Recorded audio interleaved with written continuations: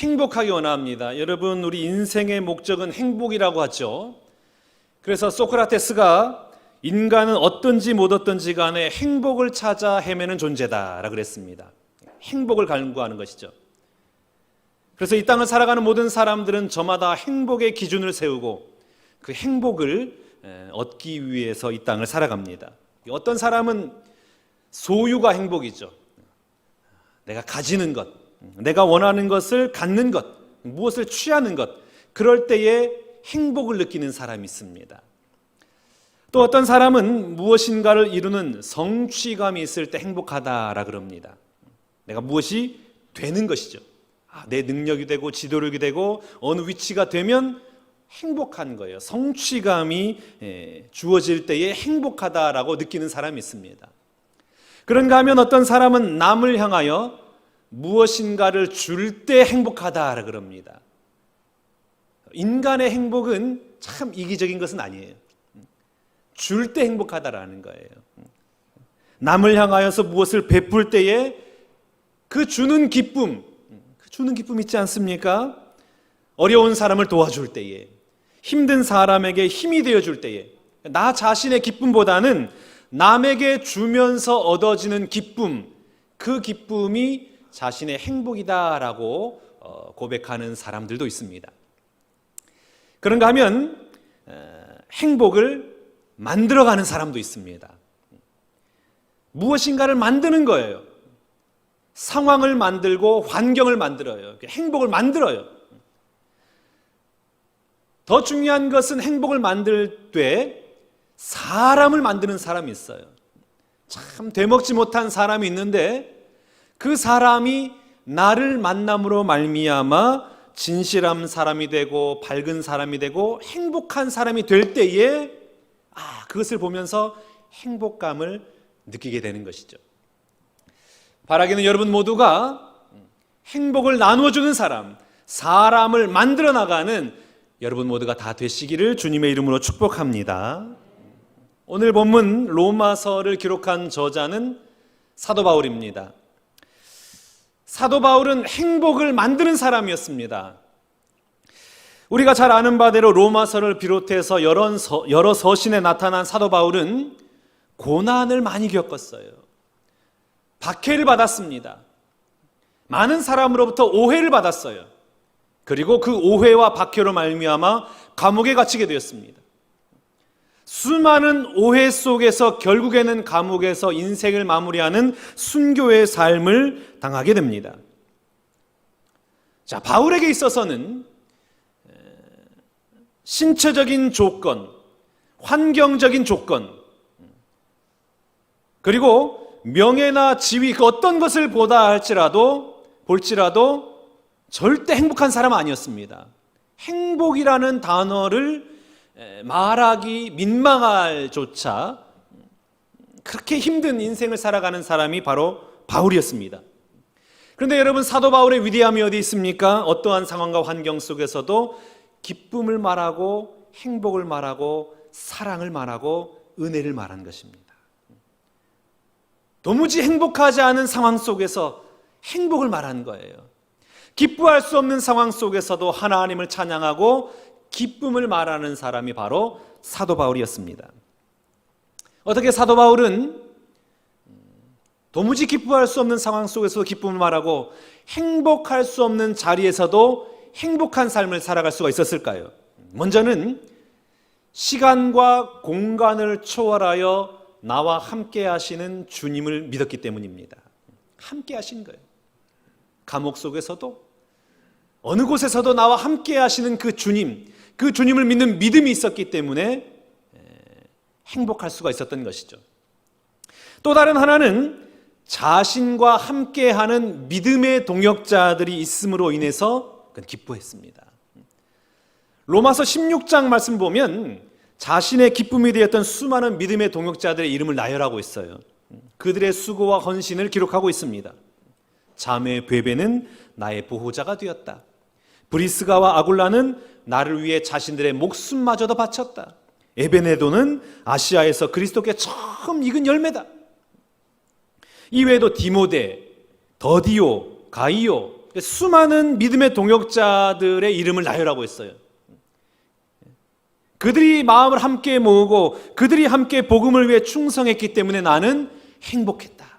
로마서 16장, 로마서를 마무리하면서 16장에 이렇게 자신의 믿음의 동료들의 이름을 일일이 다 나열하고 있습니다. 사도 바울이 깨달은 게 있어요. 행복이 무엇이냐? 언제 행복하냐? 어떤 상황과 환경이 아니라 행복할 때는 언제 행복하냐? 오늘 보면 15절 말씀에 이렇게 기록하고 있습니다. 즐거워하는 자들과 함께 즐거워하고 우는 자들과 함께 울라. 행복은 어디에 있습니까, 여러분? 함께. 함께라는 단어가 얼마나 중요한지 모릅니다. 함께 즐거워하고 함께 우는 것. 기쁨이란 혼자 누리는 것이 아닙니다. 이기주의자는 행복을 누릴 수가 없어요. 거꾸로 생각해 보면 내 안에 행복이 없어요. 너무나 슬프고 너무나 불안하고 근심이 많아요. 그러면 한번 생각해 보세요. 혹시 나는 이기주의로 살아온 것은 아닌가? 내 삶은 혹시 나만 생각하며 이기주의적인 삶을 살아오지 않았는가? 이기주의자에게는 행복이 임하지 않는 거예요. 행복은 어디에서 오는 것입니까? 함께 기뻐하고 함께 즐거워하는 것, 함께 우는 곳, 그곳으로부터 행복은 임하는 것입니다. 즐거우나 괴로우나 함께 해주는 사람, 내가 기쁠 때나 슬플 때나 늘 옆에서 나를 지지하고 응원해주는 사람, 내가 성공할 때나 실패할 때도 변함없이 옆에서 함께 해주는 사람, 여러분 그 사람이 있다면 우리 인생이 얼마나 행복해지겠습니까? 얼마나 힘이 나겠습니까? 추석 연휴가 기쁘고 행복한 것은 무엇입니까? 뿔뿔이 흩어졌던 가족들이 한 자리에 모여서 함께 음식을 나누고 함께 마음을 나누고 함께 사랑을 나누기 때문에 행복한 것 아니겠습니까? 행복은 함께인 거예요. 사랑하는 여러분, 여러분의 모든 삶의 현장마다 함께 즐거워하고 함께 우러지는 이런 믿음의 동역자들이 더욱더 넘쳐나시기를 주님의 이름으로 축복합니다. 함께 하는 데 있어요, 여러분. 그런데 우리가 함께 하는데 늘 방해하는 것이 있습니다. 다시 말하면 행복하고 싶으나 나의 행복을 방해하는 것들이 많이 있다라는 것이죠. 우리의 행복을 방해하는 것, 함께 하는 것을 막는 것들은 무엇이 있을까요? 오늘 보면 14절 말씀 봐볼까요? 너희를 박해하는 자를 축복하라. 축복하고 저주하지 말라. 우리 삶의 자리에는, 우리 삶의 현장에는 나를 힘들게 하고 눈물 짓게 하고 넘어지게 하는 자들이 많이 있습니다. 나는 이 땅을 행복하게 살고 싶어요. 기쁨으로 웃으면서 살고 싶어요. 그런데 내 주변에 일어나는 상황들, 내가 만나는 사람들, 나로 하여금 미워하게 하고 갈등하게 하고 저주하게 해서 내 인생을 송두리째 망가뜨릴 때가 너무나 많이 있다라는 겁니다. 그래서 오늘 하나님께서 우리에게 말씀하시는 거예요. 행복을 기다리지 말고 너희가 행복을 만들어가라. 어떻게 행복을 만들어가라 라고 말씀하십니까? 너희를 박해하고 힘들게 하고 눈에서 눈물이 나게 하는 자들 저주하지 말고 오히려 그들을 축복하고 용서해라. 여기에 행복이 있다라고 우리에게 말씀하십니다. 미국에서 자주 사용하는 단어가 있습니다. 그 단어는 무엇일까요? 땡큐예요. 감사합니다. 땡큐. 그런데 또 하나 더 자주 사용하는 단어가 있어요. 그게 뭐냐면 수입니다. 수. 수라는 것은 무엇이냐면 고수하는 거예요. 그래서 사람들이 웬만하면 너 그러다가 수당한다. 너 그러면 수할 거야. 당신이 그렇게 살다가 수당하니까 조심해야 돼. 수예요. 이민 오는 사람들에게 이민을 잘 하기 위해서 조언을 주는데 그 조언 중에 하나가 이런 거랍니다. 실수했을 때에, 잘못했을 때에 I'm sorry 하지 말아라. 미안하다고 하지 말아라. 왜냐하면 수를 당하면, 고소를 당하면 재판에 설 텐데 재판에 설 때 I'm sorry 했으면 그것 때문에 피해를 당하기 때문에 절대 미안하다라고 말하지 말아라. 법정에서 불리하게 작용된다. 그러니까 여러분, 미국 사람들이 가장 많이 하는 말이 무엇입니까? 땡큐예요. 고맙습니다. 감사합니다. 땡큐예요. 그런데 인색하게 하는 단어는 무슨 말입니까? I'm sorry라는 거예요. 미안합니다. 원래 우리나라의 정서를 표현하는 단어가 있죠. 우리나라 정서를 표현하는 단어는 무엇입니까? 정이에요. 정이라는 것이 무엇입니까?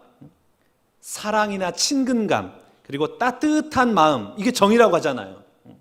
용서해주고 이해해주고 용납해주는 마음이 정입니다. 우리 민족은 정이 많은 민족이에요. 그래서 예로부터 웬만하면 용서해주고 이해해주고 품어주었습니다. 네가 이해해줘. 네가 품어줘. 우리 민족의 정서예요. 그런데 우리에게도 언제부턴가 미안하다, 용서한다라는 단어가 사라지기 시작했어요. 그리고 모든 것을 법정에서 해결하려고 고소고발하는 일들이 많아졌습니다.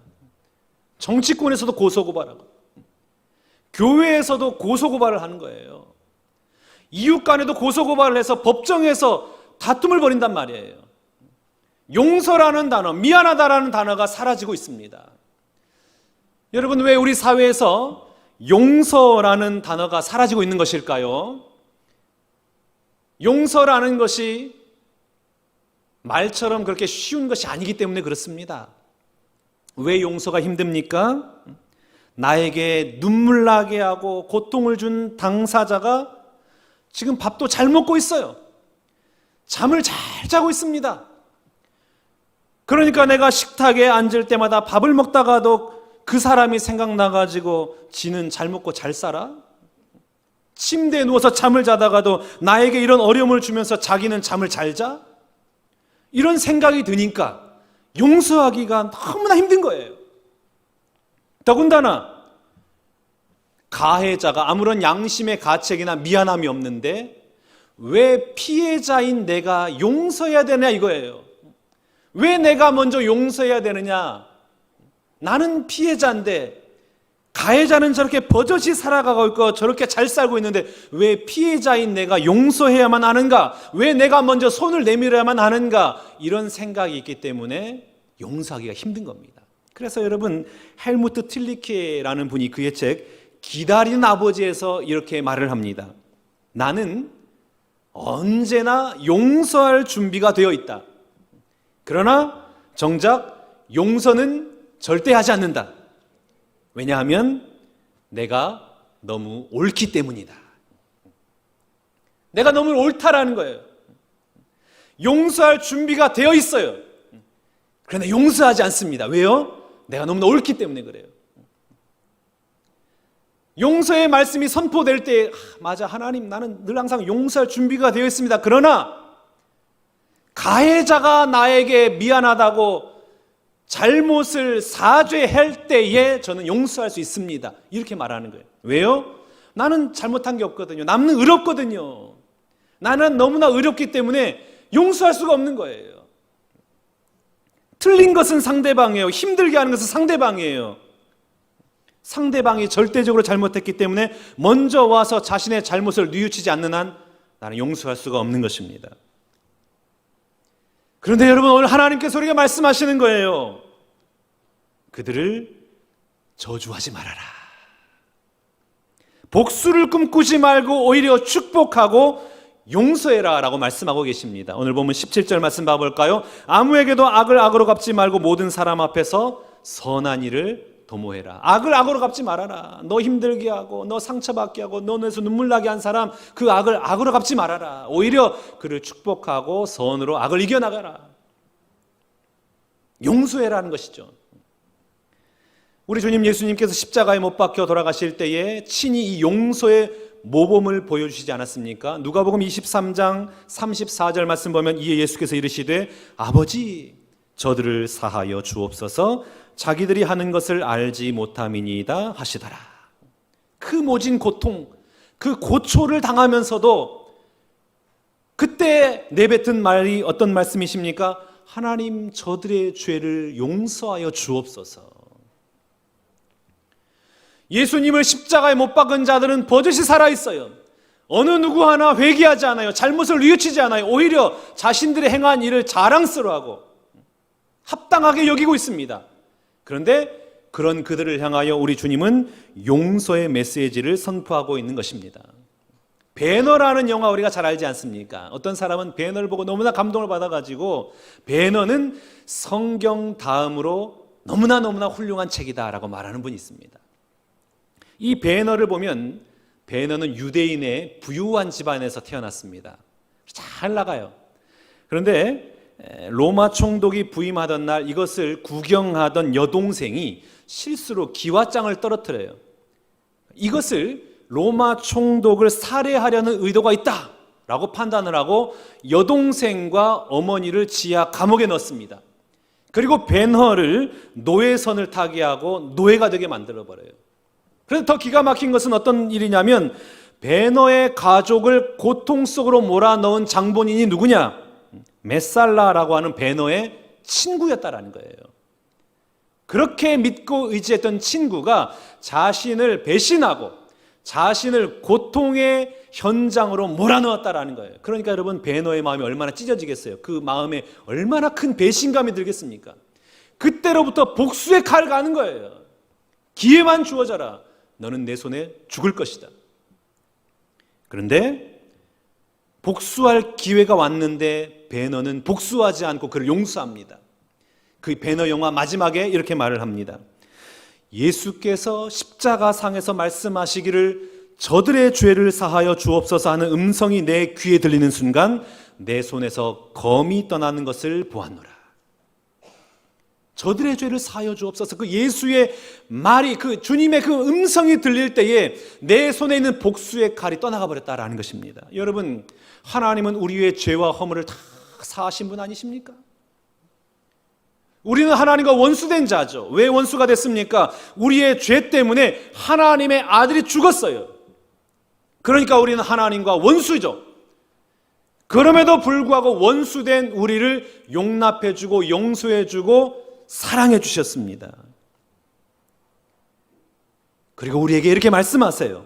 골로새서 3장 13절 말씀, 누가 누구에게 불만이 있거든 서로 용납하여 피차 용서하되 주께서 너희를 용서하신 것 같이 너희도 그리하라. 주께서 너희를 용서하신 것 같이 너희도 서로 용서해라 라고 말씀하십니다. 원수된 너희도 용서받았으니 너에게 힘들게 하고 눈물 나게 하고 고통받게 한 그 사람도 용서해라 라고 말씀하고 있는 것입니다. 오늘 이 아침에 그 십자가의 사랑의 그 보혈이 여러분의 심령들마다 임할 수 있기를 축복합니다. 그러므로 말미암아 우리 주님 용서하셨던 것처럼 우리도 내가 만나는 모든 사람들을 용서하며 이 땅을 살아가는 우리 모두가 다 되시기를 주님의 이름으로 축복합니다. 왜 하나님은 용서하라고 그럴까요? 용서할 수 없는 사람은 왜 용서하라고 그럴까요? 회개하지도 않아요. 반성하지도 않아요. 미안해하지도 않아요.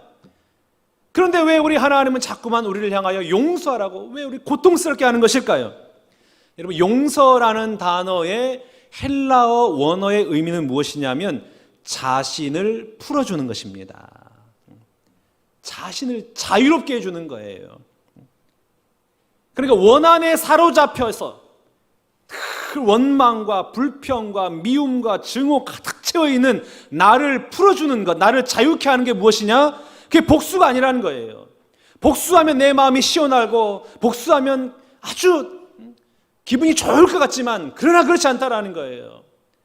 우리를 그 고통 속에서 풀어주는 것은 무엇이냐? 복수가 아니라 용서다라는 것입니다. 우리가 잘 아는 독일의 그림 형제가 들려주는 백설공주 이야기 알잖아요. 이 백설공주는 계모가 건네준 독사과를 먹고 죽습니다. 그런데 숲을 지나가던 왕자가 유리관 속에 들어있는 이 백설공주를 보고 한눈에 반해요. 그리고 노예를 시켜가지고, 하인을 시켜가지고 저 관을 가져와라. 그런데 이 하인이 관을 옮기다가 실수로 떨어뜨리죠. 그래서 관이 깨지면서 백설공주의 이 목에 있던 독사과가 빠져나올 때 백설고니가 다시 살아나잖아요. 목에 들어있는 사과, 목에 걸렸던 사과, 이 사과를 저는 주목하고 싶어요. 여러분, 오늘 내가 용서하지 못하고 복수를 꿈꾸고 있다면 마치 이 목에 걸린 사과로 인해서 영혼이 질식하고 있는 것과 같은 겁니다. 뱉어내지 않으면 나는 죽는 거예요. 그것을 토해내야 내 영혼이 살아나는 것입니다. 내 안에 미움과 증오와 분노로 복수를 생각하고 있다면 행복할 수가 없는 거예요. 그래서 오늘 하나님이 용서해라 말씀하세요. 오늘 보면 19절 말씀 한번 봐볼까요? 내 사랑하는 자들아, 너희가 친히 원수를 갚지 말고 하나님의 진노하심에 맡기라. 기록되었으되 원수 갚는 것이 내게 있으니 내가 갚으리라고 주께서 말씀하시니라. 아멘. 원수는 내가 갚겠다. 왜 내가 갚겠다 그러는 거예요? 왜 하나님이 본인이 원수를 갚는다고 말씀하십니까? 시작할 때 어떻게 시작합니까? 내 사랑하는 자들아요. 내 사랑하는 자들아. 하나님은 우리를 사랑하십니다. 여러분, 하나님은 우리가 이 땅을 살 때에 행복하게 살기 원하세요. 기뻐하고 감사하고 즐거워하면서 살기 원하십니다. 그런데 복수의 칼이 내 안에 있으니까 내 목을 이 독사가가 꽉 막고 있는 거예요. 질식하게 생긴 거예요. 그래서 하나님 말씀하시는 거예요. 내 사랑하는 자들아, 내 사랑하는 자들아, 왜 복수라는 독사가를 먹고 그 독사가에 목을 걸려서 질식하여 가고 있느냐? 왜 죽어가고 있느냐? 그 힘든 것, 그 어려운 것, 그 아픈 것 내게 맡기고 너는 이 땅을 살아가되 사랑만 하면서 살아가. 사랑하는 아들아, 사랑하는 내 딸아, 복수는 내가 할 테니, 그 힘든 복수는 내가 할 테니 너는 이 땅을 살아가면서 좋은 것, 사랑하는 것, 이해하는 것, 용납하는 것, 함께 즐거워하고 함께 우는 것, 그것만 감당하면서 살아. 우리에게 이렇게 말씀하고 있는 것입니다. 사랑하는 여러분, 혹시 지금껏 살아오면서 나를 힘들게 하고 내 눈에서 눈물 나게 하고 나로 하여금 고통 가운데 놓여지게 하는 그 사람 생각하면서 혹시 복수의 칼을 갈고 있지 않습니까? 이 명절 지나면서 혹시 나를 힘들게 하는 사람, 그 사람 생각하면서 증오하고 미워하고 복수를 생각하고 있지 않습니까? 복수는 결코 나를 행복하게 만들어주지 못합니다. 복수는 오히려 나의 숨을 멎게 하고 내 영혼을 질식시킵니다. 그러니 여러분, 그 힘든 것, 그 어려운 것, 그 죽음의 것은 뱉어버리고 하나님께 맡겨드리고 우리는 사도 바울과 같이 함께 즐거워하고 함께 울어주며 사랑만 하며 행복을 만들어 나가는 우리 모두가 다 되시기를 축복합니다. 구소련에 공산주의를 무너뜨린 옐친 대통령이 있습니다. 그래서 사람들이 어떻게 공산주의를 무너뜨리고 자유사상을 가지고 큰 역사를 이룰 수 있었습니까? 물어봤어요. 그러자 이 옐친이 말하기를, 저는 폴란드에 있는 바웬사의 수기를 읽다가 도전을 받고 감동을 받아서 오늘날 이런 역사를 이루게 되었습니다. 폴란드의 바웬사 여사를 찾아갔습니다. 바웬사에게 묻습니다. 어떻게 이렇게 공산주의 세계에서 사는 당신이 자유로운 세상에 대한 꿈을 꾸고 이런 놀라운 역사를 이루게 하셨습니까? 그랬더니 그분이 말하기를, 저는 마틴 루터 킹 목사님의 수기를 읽다가 거기에서 큰 용기와 도전을 받고 오늘날 이런 일을 감당할 수 있었습니다. 마틴 킹 루터 목사님께 물었습니다.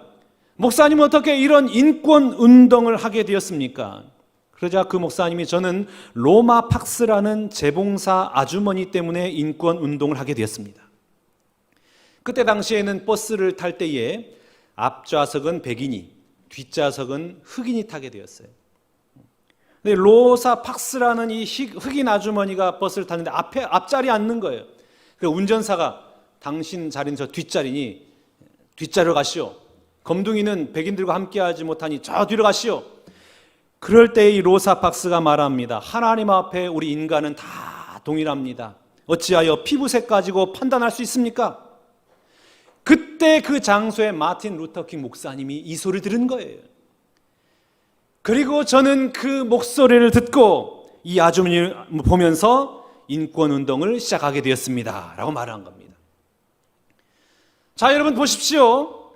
어떤 때는 나도 모르게 한 행동 하나하나가 엄청난 파급 효과를 일으킬 때가 있습니다. 나는 아무런 의식 없이 내뱉은 말 한마디가 귀한 열매를 맺기도 하는 것입니다. 오늘 하나님 우리 향하여 말씀하시는 거예요. 용서가 힘드나 그러나 그 용서로 말미암아 너희가 행복하게 살기 원한다. 너를 힘들게 하고 눈물 나게 하고 고통짓게 하는 그 사람 용서해라. 이 말씀 듣고 오늘 내가 결단해서 하나님 내가 이제는 용서하고 사랑만 하며 살아가겠습니다. 사랑하며 살아갈 때에 여러분의 행동과 여러분의 언행과 여러분의 표정을 통하여 내 심령만 새로워지는 것이 아니라 우리의 가족이 새로워질 줄로 믿습니다. 그리고 우리 교회가 회복되어질 줄로 믿습니다. 더 나아가 이 사회가, 이 온 땅이 하나님의 은혜와 사랑 가득 넘쳐나는 은혜의 현장이 될 줄로 믿습니다. 사랑하는 신관계 성도 여러분, 사랑만 하면서 살기 원합니다. 마음에 있는 거 다 뱉어버리시고 하나님께 맡겨드리고 오늘 사도 바울처럼 함께 즐거워하고 함께 울으시며 사랑만 하면서 우리의 인생을 행복으로 만들어 나가는 여러분 모두가 다 되시기를 주님의 이름으로 축원합니다.